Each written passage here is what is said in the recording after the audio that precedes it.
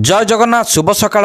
आज हूँ 29 नवेम्बर शुक्रवार। आज दिन भरी अनेक गुरुत्वपूर्ण खबर आसी। सुभद्रा योजना नहीं बड़ सूचना रही। आवास योजना रे नुआ गाइडलाइन आसी। आलू दर बढ़िबा आशंका रही। तेबे आसंतु आज दिन 20टी बड़ खबर उपरे नजर पकाइबा। वीडियो भल लागिले आपनक भल पाइबा स्वरूप गोटे गोटे लाइक निश्चित करदेबे। आपण ए वीडियो को केउ जिल्लारु देखुचंती कमेंट माध्यम रे जणाई देबे। आसिला प्रथम खबर, ओडिसा रे आलू दर पुणी बढ़िबार आशंका अछि। आलू गाड़ी को अटकाइले ममता सरकार। पुणी थरे ओडिशा पश्चिमबंग सीमारे आलू गाड़ी को अटका जाइछि। जांच करबा बाहानारे पश्चिमबंग अधिकारी आलू गाड़ी गुडी को अटकाई छंती। लक्ष्मणनाथ टोल गेट रु प्राय 25 किलोमीटर दूर बेलदारे ओडिशा को आसुथिबा आलू गाड़ी को पश्चिमबंग मुख्यमंत्री ममता बानार्जी को सरकार अटकाई छंती। एक मौखिक निर्देश पर एभली करा जायथिबा व्यवसायी संघ पक्षरु कहा जायछि। आसिला परवर्ती खबर, सुभद्रा को नहीं बड़ अपडेट। सुभद्रा योजना को नहीं आसिला बड़ सूचना। 15 दिन भितर सरिब सुभद्रा रिजेक्शन जांच। एने सूचना देले उपमुख्यमंत्री प्रभाती परिडा। अधिक रिजेक्शन स्थान को गुरुत्व दिया जाउछि। मालकानगिरी, गजपति, कोरापुट रे अधिक रिजेक्शन होइछि। एही सब स्थान रे अधिक गुरुत्व दिया जाउछि बोली कहिसंती उपमुख्यमंत्री। एही सब स्थान रे अधिक गुरुत्व दिया जाउछि बोली मंत्री कहिसंती। एमिति कि काली ठारू मालकानगिरी रे आरंभ हेबो जांच बोली उपमुख्यमंत्री सूचना दैछंती। आसिला परवर्ती खबर, सावधान बात्या आसुछि। एही सबु राज्य रे प्रबल वर्षिब। दक्षिण भारतर किछि राज्य रे बात्या फेंगल पाद थापिबाकू जाउछि। तमिलनाडु समेत अन्य सबु राज्य रे एହାର भयंकर प्रभाव पड़ी पारे। पाणीपाग विभाग कहिछि कि दक्षिण पश्चिम बंगर ह्रदर उपरे सृष्टि गभीर चाप क्षेत्र उत्तर पश्चिम आड़कू पड़िबार संभावना अछि एवं 30 नवेम्बर सकाळे कराईकल और महाबलीपुरम मध्यरे उत्तर तमिलनाडु पुडुचेरी तटरे खूब प्रभाव पकाई अतिक्रम करिब। एही समय वायुर गति 50-60 किलोमीटर प्रति घंटारू 70 किलोमीटर प्रति घंटा जाए होई पारे। परवर्ती खबर, प्रेमिकर निर्यातना जीवन हारिले प्रेमिका। प्रेम हला काल, प्रेम पाई चालीगला जीवन। अधारे रहीगला बड़ पायलट हेबार स्वप्न। जी थिला जीवन ठू अधिक से देला प्रत्येक मुहूर्त रे कष्ट। असह्य हला मानसिक जंत्रणा। शेषरे मनर मनीष निर्यातना असह्य हेबारू जीवन हारिले एयर इंडिया 25 वर्षीय पायलट जहांकर ना हेउची सृष्टि तुली। एभली अभावनीय घटना घटिची अंधेरी रे। मुंबईर अंधेरी रे थिबा फ्लैट रु सृष्टि बेकरे डाटा केबल बांधी झुली पड़िथिले। परवर्ती खबर, ईडी उपरे आटा चढ़ाओ बेले प्रवर्तन निर्देशालय ईडी अधिकारी उपरे आक्रमण होईछि। दिल्लीर बिजु आसन अंचल रे चढ़ाओ बेले हमला करा जाइछि। साइबर अपराध मामला रे पुष्पांजलिर एके फार्म हाउस रे ईडी टीम चढ़ाओ करबाकू जाइथिले। एही समय रे सेमानक उपरे आक्रमण करा जाइथिबा अभियोग आसिछि। एही आक्रमण रे 4 ରୁ 5 जण आहत होइचंती। घटना संपर्क रे सूचना पाइबा परे स्थानीय पुलिस घटनास्थल रे पहुंची तदंत आरंभ करिछि। परवर्ती खबर, सहारा इंडिया रिफंड उपरे बड़ अपडेट। एही दिन निवेशकक अकाउंट को आसीबो 50,000 टंका।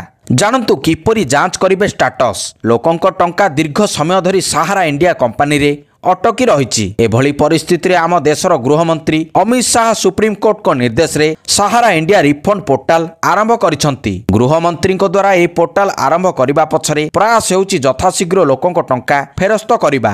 वर्तमान सहारा भारत रे निवेश होइतिबा समस्त निवेशकंक पई एहा एक बहुत खुशी खबर अटे।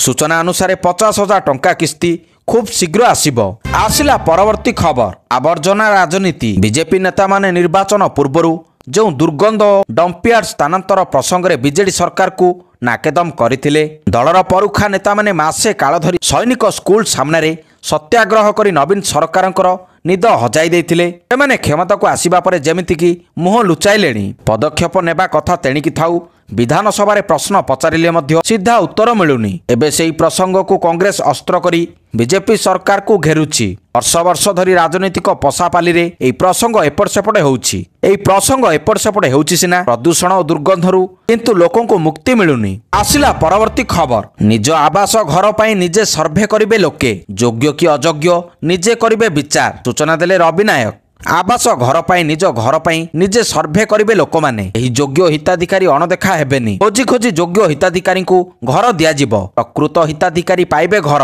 निजे योग्य कि नुहे निजे करिवे सर्वे। एथिपाई आसंता डिसेंबर मासरे गाँ गाँ रे कैंप करा जिवो। लोक माने एही कर्मशाला रे जोग देबे। एहा सह दिव्यांग और विधवा मानकू एथिरे अधिक अग्राधिकार दिया जिवो। 2 मास समय भितरे पुणी थरे सर्वे आरंभ हेबो। परवर्ती खबर, ଏହି ମାସରେ 21 ବର୍ଷ ହୋଇଥିଲେ ମଧ୍ୟ ପାଇବେ ସୁଭଦ୍ରା ଟଙ୍କା। ଉପମୁଖ୍ୟମନ୍ତ୍ରୀଙ୍କ ବଡ଼ ଘୋଷଣା। ସୁଭଦ୍ରା ଟଙ୍କାକୁ ନେଇ ଉପମୁଖ୍ୟମନ୍ତ୍ରୀ ପ୍ରଭାତୀ ପରିଡ଼ାଙ୍କର ବଡ଼ ଘୋଷଣା। କହିଲେ ଏହି ମାସରେ ଯାହାକୁ 21 ବର୍ଷ ହୋଇଥିବ ସେମାନଙ୍କୁ ମଧ୍ୟ ମିଳିବ ସୁଭଦ୍ରା ଟଙ୍କା। ଉପମୁଖ୍ୟମନ୍ତ୍ରୀଙ୍କ କହିବା ଅନୁସାରେ 1,06,00,000 ଆବେଦନ କରିଛନ୍ତି। ସେଥିରୁ 2,67,000 ଆବେଦନ ମଧ୍ୟରୁ 22% ଆବେଦନର ରିଭ୍ୟୁ ହୋଇଯାଇଛି। ବାକି ଆହୁରି ମଧ୍ୟ ରିଭ୍ୟୁ ହେଉଛି। ବାକି ଯେଉଁମାନେ ନୂଆ ହିତାଧିକାରୀ ଅର୍ଥ ଯାହାକୁ ଏହି ମାସରେ 21 ବର୍ଷ ହେଲା ସେମାନେ ମଧ୍ୟ ପାଇବେ ଏହି ଟଙ୍କା। ଆସିଲା ପରବର୍ତ୍ତୀ ଖବର। ନବୀନ ଖାଇଲେ ଗୁପଚୁପ୍। ସମସ୍ତଙ୍କ ପ୍ରିୟ ନେତା ତଥା ପୂର୍ବତନ ମୁଖ୍ୟମନ୍ତ୍ରୀ ନବୀନ ପଟ୍ଟନାୟକଙ୍କୁ ଆଉ ଏକ ଫୁଡ୍ ଟେଷ୍ଟ କରିବାର ଭିଡିଓ ଏବେ ଭାଇରାଲ ହେଉଛି। ଏକ ଭୋଜିରେ ଯୋଗଦେବା ଅବସରରେ ଗୁପଚୁପ୍ ଷ୍ଟଲକୁ ଯାଇଥିଲେ, ମାଗିକରି ଖାଇଥିଲେ। ଭଲ ଲାଗିବାରୁ କହିଲେ 1 more ପ୍ଲିଜ୍। କିଛି ସମୟରେ ନବୀନଙ୍କ ନିର୍ଦ୍ଦିଷ୍ଟ ଖାଦ୍ୟକୁ ନେଇ ପ୍ରଶଂସା ରାଜ୍ୟବାସୀଙ୍କୁ ଖୁବ୍ ପସନ୍ଦ ଆସିଛି। ଆସିଲା ପରବର୍ତ୍ତୀ ଖବର। ଆଜି ଆସିବେ ମୋଦି। ଆଜି ଅପରାହ୍ନ 4:15ରେ ପ୍ରଧାନମନ୍ତ୍ରୀ ଭୁବନେଶ୍ୱରରେ ପହଞ୍ଚିଯିବେ। ଏୟାରପୋର୍ଟରେ ଭବ୍ୟ ସ୍ୱାଗତ ସମ୍ବର୍ଦ୍ଧନା ଦିଆଯିବ। ଏୟାରପୋର୍ଟରୁ ରାଜଭବନ ଯିବା ପରେ ରାଜ୍ୟ ବିଜେପି କାର୍ଯ୍ୟାଳୟକୁ ଆସିବେ ମୋଦି। ମନ୍ତ୍ରୀ, ବିଧାୟକ, ସାଂସଦ ଏବଂ ଦଳୀୟ ପଦାଧିକାରୀଙ୍କ ସହ ବୈଠକ ହେବ। 2 ଘଣ୍ଟା ଦଳୀୟ କାର୍ଯ୍ୟାଳୟରେ ରହିବା ସହିତ ସମସ୍ତଙ୍କ ସହ ଆଲୋଚନା କରିବେ। 30ରେ ଡିଜି ସମ୍ମିଳନୀରେ ଯୋଗ ଦେବେ। ତେବେ ଏହି ସମୟରେ ମୋଦି ନେତା ଓ ମନ୍ତ୍ରୀମାନଙ୍କ ନିକଟରୁ ରିପୋର୍ଟ ନେବେ। ସରକାର ଓ ସଂଗଠନ ଉଭୟର ରିପୋର୍ଟ କଲେକ୍ସନ କରିବେ ପ୍ରଧାନମନ୍ତ୍ରୀ। ମୋଦି ରାଜ୍ୟ କାର୍ଯ୍ୟାଳୟରେ ପ୍ରଧାନମନ୍ତ୍ରୀ ରାତ୍ର ଭୋଜନ କରିବାର କାର୍ଯ୍ୟକ୍ରମ ଅଛି। ପରବର୍ତ୍ତୀ ଖବର। ବର୍ଷକରେ ବଢ଼ିଛନ୍ତି ମାତ୍ର 5ଟି ହାତୀ। 13 ଡିଭିଜନରେ ହାତୀ ସଂଖ୍ୟା 0।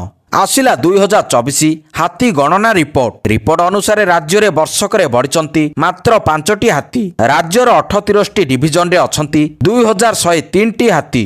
ମୋଟ 334ଟି ବଡ଼ ଦନ୍ତା ହାତୀ, 12ଟି ବଡ଼ ମାଖନା ହାତୀ, 678ଟି ମାଇ ହାତୀ ଓ 403ଟି ହାତୀ ଛୁଆ ଅଛନ୍ତି। କିନ୍ତୁ 13ଟି ଡିଭିଜନରେ ଗୋଟିଏ ମଧ୍ୟ ହାତୀ ନାହାନ୍ତି। ଆସିଲା ପରବର୍ତ୍ତୀ ଖବର। ବାଂଲାଦେଶରେ ଇସ୍କନକୁ ବ୍ୟାନ୍ କରିବାକୁ ଉଠିଲା ଦାବି। ହାଇକୋର୍ଟରେ ଆବେଦନ କଲେ ଆଟର୍ଣ୍ଣି ଜେନେରାଲ। ଇସ୍କନ ନେତା ତଥା ହିନ୍ଦୁ ସନ୍ଥ ଚିନ୍ମୟ କୃଷ୍ଣ ଦାସଙ୍କୁ ବାଂଲାଦେଶରେ ଗିରଫ କରିବା ଘଟଣା ଜୋର ଧରିଛି।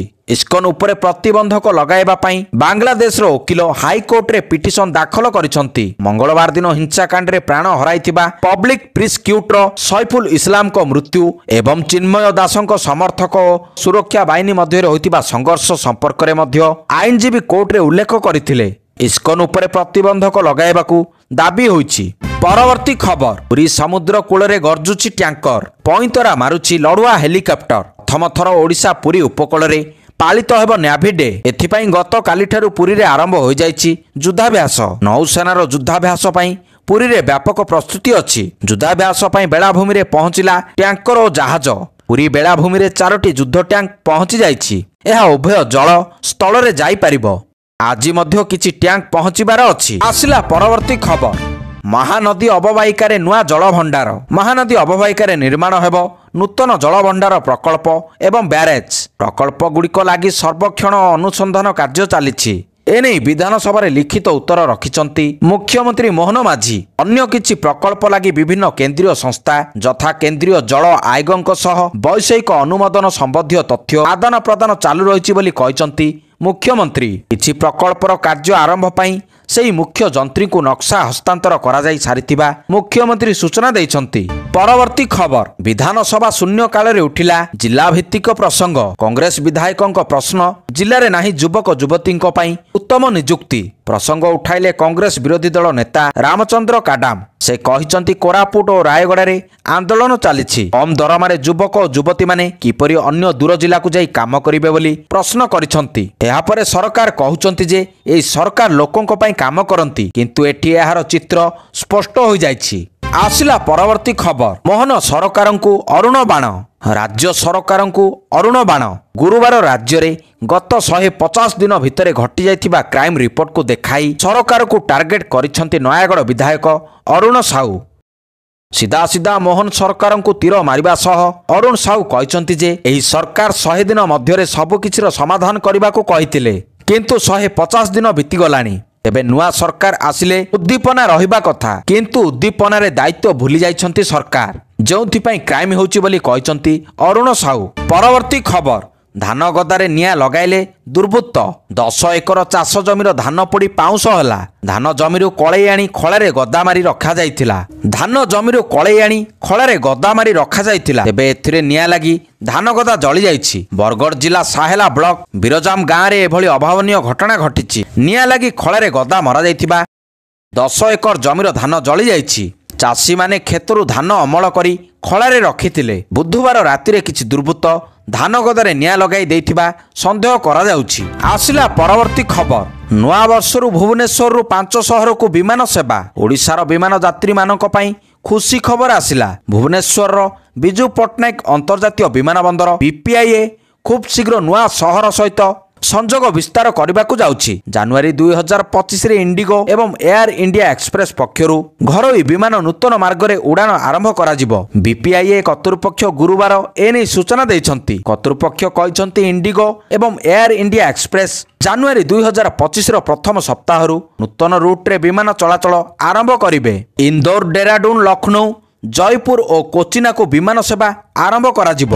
ପରବର୍ତ୍ତୀ ଖବର। 21ଟି ଯୋଜନାର ନାମ ପରିବର୍ତ୍ତନ କରିଛନ୍ତି ମୋହନ ସରକାର। ଇତିମଧ୍ୟରେ ପୁରୁଣା ନବୀନ ସରକାରଙ୍କର ମୋଟ 21ଟି ଯୋଜନାର ନାମକୁ ନୂଆ ସରକାର ପରିବର୍ତ୍ତନ କରିଛନ୍ତି। ଏ ସଂକ୍ରାନ୍ତରେ ଗୁରୁବାର ବିଧାନସଭାରେ ମୁଖ୍ୟମନ୍ତ୍ରୀ ମୋହନ ଚରଣ ମାଝୀଙ୍କ ପକ୍ଷରୁ ଲିଖିତ ଉତ୍ତର ରଖାଯାଇଛି। ବିଜେଡି ବିଧାୟକ ତୁଷାରକାନ୍ତ ବେହେରା ଏନେଇ ବିଧାନସଭାରେ ଏକ ପ୍ରଶ୍ନ ପଚାରିଥିଲେ।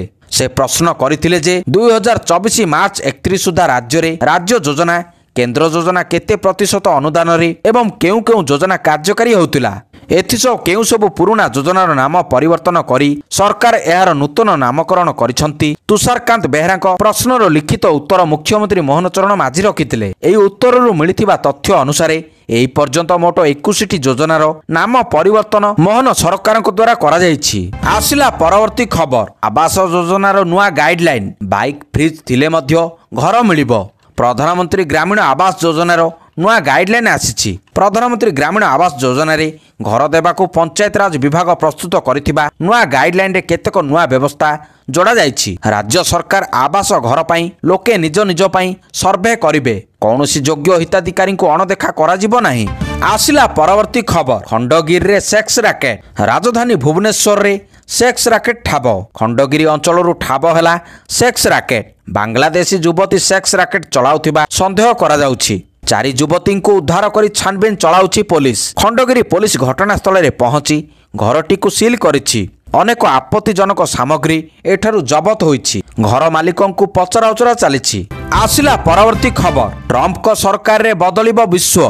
ଆମେରିକାରେ ରାଷ୍ଟ୍ରପତି ନିର୍ବାଚନ ପରେ ଆମେରିକାରେ ରାଷ୍ଟ୍ରପତି ନିର୍ବାଚନରେ ଜିତିବା ପରଠାରୁ ଆକ୍ସନ ମୋଡରେ ଅଛନ୍ତି ଡୋନାଲ୍ଡ ଟ୍ରମ୍ପ। ଶପଥ ନେବା ପୂର୍ବରୁ ଏବେ ଟିମ୍ ଗଢ଼ିବାରେ ଲାଗି ପଡ଼ିଛନ୍ତି ଟ୍ରମ୍ପ। ନିଜ କ୍ୟାବିନେଟ୍ରେ ଅଭିଜ୍ଞ ଓ ନୂଆ ଚେହେରାଙ୍କୁ ମଧ୍ୟ ସ୍ଥାନ ମିଳିଛି। ଏଲନ୍ ମସ୍କ, ବିବେକ ରାମସ୍ୱାମୀଙ୍କ ଠାରୁ ଆରମ୍ଭ କରି ତୁଳସୀ ଗାବାର୍ଡଙ୍କ ଯାଏଁ ଟ୍ରମ୍ପଙ୍କ 2.0 କ୍ୟାବିନେଟ୍ରେ ଅଛନ୍ତି। ବିଶ୍ୱରେ ଚାଲିଥିବା ଯୁଦ୍ଧ, ଭୂ ରାଜନୈତିକ ଅସ୍ଥିରତା ହ୍ରାସ ଓ ଅଶୋଧିତ ତୈଳ ଦରରେ ସ୍ଥିରତା ଆଣିବାକୁ ନେଇ ସମ୍ଭାବନା ଦେଖାଯାଉଛି। ପରବର୍ତ୍ତୀ ଖବର। ସଂସଦରେ ଏଣ୍ଟ୍ରି କଲେ ପ୍ରିୟଙ୍କା। ଲୋକସଭା ସାଂସଦ ଭାବରେ ଶପଥ ନେଲେ କଂଗ୍ରେସ ସାଧାରଣ ସମ୍ପାଦିକା ପ୍ରିୟଙ୍କା ଗାନ୍ଧୀ ଭଦ୍ରା। ବାଚସ୍ପତି ଓମ୍ ବିର୍ଲା ପ୍ରିୟଙ୍କାଙ୍କୁ ଶପଥ ପାଠ କରାଇଛନ୍ତି। ହାତରେ ସମ୍ବିଧାନର କପି ଧରି ହିନ୍ଦୀରେ ଶପଥ ନେଇଛନ୍ତି ପ୍ରିୟଙ୍କା। ନିକଟରେ କେରଳର ୱାଇନାଡ଼ ଉପନିର୍ବାଚନରେ ପ୍ରିୟଙ୍କା 6 ଲକ୍ଷରୁ ଅଧିକ ଭୋଟ ପାଇ ବିଜୟୀ ହୋଇଥିଲେ। ଏଥିସହିତ ମା ସୋନିଆ ଗାନ୍ଧୀ ଭାଇ ରାହୁଲ ଗାନ୍ଧୀଙ୍କ ସହିତ ପାର୍ଲିଆମେଣ୍ଟରେ ଜଏନ୍ କରିଛନ୍ତି 52 ବର୍ଷିଆ ପ୍ରିୟଙ୍କା।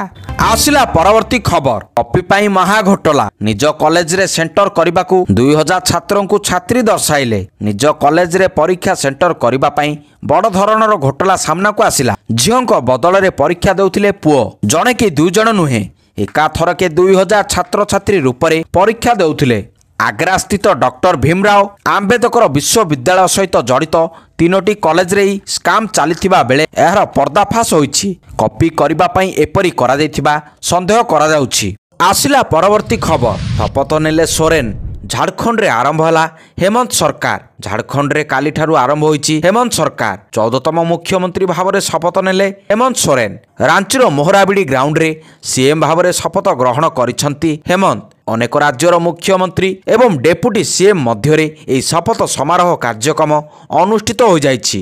ରାଜ୍ୟପାଳ ସନ୍ତୋଷ କୁମାର ଗଙ୍ଗାୱାର ଅପରାହ୍ନ 4ଟାରେ ହେମନ୍ତ ସୋରେନଙ୍କୁ ଶପଥ ଗ୍ରହଣ କରାଇଛନ୍ତି। ଏହା ଝାଡ଼ଖଣ୍ଡ ମୁକ୍ତି ମୋର୍ଚ୍ଚା ଜେଏମଏମ୍ ନେତା ହେମନ୍ତ ସୋରେନଙ୍କ ଚତୁର୍ଥ କାର୍ଯ୍ୟକାଳ ହେବ। ପରବର୍ତ୍ତୀ ଖବର, ଭୁବନେଶ୍ୱର ଉପରେ ଆତଙ୍କୀଙ୍କ ଆଖି। ବିଜେପି ସମ୍ମିଳନୀ ପାଇଁ କଡ଼ା ସୁରକ୍ଷା ବଳୟରେ ରହିଛି ପୁରା ଭୁବନେଶ୍ୱର। କିନ୍ତୁ ସମ୍ମିଳନୀ ପୂର୍ବରୁ ଖଲିସ୍ତାନୀ ଆତଙ୍କୀ ପନ୍ନୁର ଧମକପୂର୍ଣ୍ଣ ଭିଡିଓ ଚହଳ ସୃଷ୍ଟି କରିଛି। ଅପେକ୍ଷାକୃତ ଭାବେ ଶାନ୍ତ ରାଜ୍ୟ ଓଡ଼ିଶାରେ ଆତଙ୍କ ସୃଷ୍ଟି କରିବାକୁ ଅପଚେଷ୍ଟା କରିଛି। ଆଉ ପନ୍ନୁର ଏହି ଭିଡିଓ ପରେ ସତର୍କ ହୋଇଛି ସୁରକ୍ଷା ବାହିନୀ। ଆସିଲା ପରବର୍ତ୍ତୀ ଖବର, କିଏ କେମିତି କରିଥିଲେ ଶିଶୁ ଚୋରି? 40 ଘଣ୍ଟାର ଅପରେସନ, 300 ସିସିଟିଭି ଯାଞ୍ଚ ପରେ ମିଳିଲା ନବଜାତ ଶିଶୁ। ବୁର୍ଲା ଭୀମସାରରୁ ଚୋରି ହୋଇଥିବା ନବଜାତ ଶିଶୁକୁ ଉଦ୍ଧାର କରିଛି ପୋଲିସ। ଘଣ୍ଟା ଘଣ୍ଟା ଧରି ଚାରିଆଡ଼େ ଘାଣ୍ଟିବା ପରେ ସମ୍ବଲପୁର ପୋଲିସକୁ ଏହି ସଫଳତା ମିଳିଛି। ଛୁଆକୁ ପାଇଲା ପରେ ଖୁସିରେ ମିଠା ବାଣ୍ଟିଛନ୍ତି ନବଜାତକର ମା ଓ ମାଉସୀ। ଅନ୍ୟପଟେ ଚୋରି କରିଥିବା ମହିଳା ଓ ତାଙ୍କ ସ୍ୱାମୀକୁ ଅଟକ ରଖି ପଚରାଉଚରା କରୁଛି ପୋଲିସ। ବୁର୍ଲା ମେଡିକାଲର ସ୍ତ୍ରୀ ଓ ପ୍ରସୂତି ରୋଗ ବିଭାଗରୁ ଚୋରି ହୋଇଥିବା 2 ଦିନର ନବଜାତକୁ ଉଦ୍ଧାର କରିଛି ପୋଲିସ। ଆସିଲା ପରବର୍ତ୍ତୀ ଖବର, ମୋଦି ଦେଖିବେ ମୋହନଙ୍କ ରିପୋର୍ଟ। ଆଜିଠାରୁ 3 ଦିନିଆ ଓଡ଼ିଶା ଗସ୍ତରେ ଆସି ପୋଲିସ ଡିଜି ସମ୍ମିଳନୀରେ ଯୋଗଦେବେ ପ୍ରଧାନମନ୍ତ୍ରୀ। ଏହା ପୂର୍ବରୁ ରାଜ୍ୟ ବିଜେପି ନେତୃତ୍ୱଙ୍କ ସହ ରୁଦ୍ଧଦ୍ୱାର ବୈଠକ କରିବେ ମୋଦି। 6 ମାସ ଶାସନର ହିସାବ ନେବା ସହ ସଂଗଠନ ବାବଦରେ 1 to 1 ଆଲୋଚନା କରିବେ ପ୍ରଧାନମନ୍ତ୍ରୀ। ପୋଲିସ ଡିଜି ସମ୍ମିଳନୀ ପାଇଁ 3 ଦିନିଆ ଓଡ଼ିଶା ଗସ୍ତରେ ଆସିବେ ପ୍ରଧାନମନ୍ତ୍ରୀ ମୋଦି। ଅପରାହ୍ନ 4:25 ଭୁବନେଶ୍ୱର ବିମାନ ବନ୍ଦରରେ ପହଞ୍ଚିବେ ପ୍ରଧାନମନ୍ତ୍ରୀ। ଆସିଲା ପରବର୍ତ୍ତୀ ଖବର, ଘର ବାହାରେ ଝୋଟି, ଅରୁଆ ଚାଉଳ ସାଙ୍ଗକୁ ଗେଣ୍ଡୁ ଫୁଲ, ଘର ଭିତରେ ମାତିଥିଲେ ଦେହ ଦଲାଲ। ରାଜଧାନୀ ଛାତିରେ ଚାଲିଥିଲା ସେକ୍ସ ରାକେଟ। ଭଡ଼ା ଘରେ ରାଣୀ ମହୁମାଛି 10ରୁ ଅଧିକ ଯୁବତୀଙ୍କୁ ରଖି ଚଳାଇଥିଲା ଅନୈତିକ କାରବାର। ଅଭିଯୋଗ ପରେ ଖଣ୍ଡଗିରି ଥାନା ପୋଲିସ ଘଟଣାସ୍ଥଳରେ ପହଞ୍ଚି ରେଡ୍ କରି 4 ଜଣଙ୍କୁ ଉଦ୍ଧାର କରିଛି ତ ଘରକୁ ତାଲା ପକାଇ ତଦନ୍ତ ଆରମ୍ଭ କରିଛି। ତେବେ ନୟାଗଡ଼ର ରାଣୀ ମହୁମାଛି ନାବାଳିକାକୁ ଯୌନ ଶୋଷଣ କରୁଥିବା ଅଭିଯୋଗ କରିବା ପରେ ଆକ୍ସନ ମୋଡରେ ପୋଲିସ। ଆଜିର ଶେଷ ଖବର, ଅଶାନ୍ତ ସୁନ୍ଦରଗଡ଼ କୋଇଡ଼ା ସେଲ୍ ଅଫିସ ସମ୍ମୁଖ ପାଲଟିଲା ରଣକ୍ଷେତ୍ର। ସୁନ୍ଦରଗଡ଼ ଜିଲ୍ଲା କୋଇଡ଼ାମଣି ମଣ୍ଡଳ ସେଲ୍ ପରିଚାଳିତ ତାଲଡିହି ଲୌହ ଖଣିଠାରେ ଧାରଣା ଓ ବିକ୍ଷୋଭ। ତାଲଡିହି ଲୌହ ଖଣିକୁ ଆଗାମୀ 25 ବର୍ଷ ପାଇଁ ଆଦାନୀ ହାତକୁ ଟେକିଦେବା ଲାଗି ହୋଇଥିବା ଚୁକ୍ତିନାମାକୁ ବାତିଲ ସହ 15 ଦଫା ଦାବିରେ ହୋଇଛି ଗଣବିକ୍ଷୋଭ। ବଣାୟ ବିଧାୟକ ଓ କିଛି ବିକ୍ଷୋଭକାରୀ ସେଲ୍ କାର୍ଯ୍ୟାଳୟକୁ ଆଲୋଚନା ପାଇଁ ଯିବାବେଳେ ସିଆଇଏସ୍ଏଫ୍ ବାହିନୀ ଧସ୍ତାଧସ୍ତି କରିବାରୁ ଅଣାୟତ ହୋଇଥିଲା ପରିସ୍ଥିତି। ଦର୍ଶକ ବନ୍ଧୁ, ଏହା ଥିଲା ଆଜି ଦିନର କିଛି ମୁଖ୍ୟ ଖବର। ଯଦି ଏହି ଖବର ଆପଣମାନଙ୍କୁ ଭଲ ଲାଗିଥାଏ ଭିଡ଼ିଓକୁ ବହୁମାତ୍ରାରେ ସେୟାର କରିବେ। ଧନ୍ୟବାଦ।